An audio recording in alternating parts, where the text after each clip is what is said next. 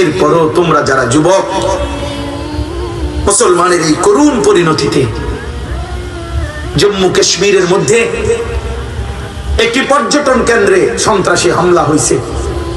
এইটাকে কেন্দ্র করে গোটা ইন্ডিয়ার বেঈমান এই কসাই মোদি তার বাহিনী দিয়ে লক্ষ লক্ষ মুসলমানকে ইন্ডিয়ার মধ্যে এই মুহূর্তে ঘর হারা বাড়ি হারা করে দিছে।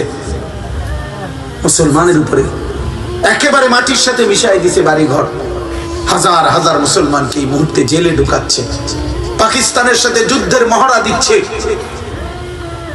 এই জন্য দোস্ত, আমার প্রতিবেশী কিন্তু চারদিকে কাটা তারের, চারদিকের প্রতিবেশী কিন্তু যুদ্ধের কড়া নাড়তেছে, অস্ত্র খুলে ফেলছে, ট্রিগারে আঙ্গুল দিয়া ফেলছে, আর শুধু টান দিতে দেরি।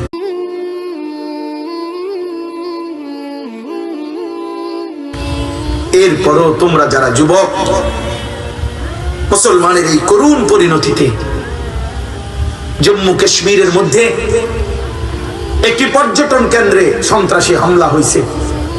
এইটাকে কেন্দ্র করে গোটা ইন্ডিয়ার বেঈমান এই কসাই মোদি তার বাহিনী দিয়ে লক্ষ লক্ষ মুসলমানকে ইন্ডিয়ার মধ্যে এই মুহূর্তে ঘর হারা বাড়ি হারা করে দিছে।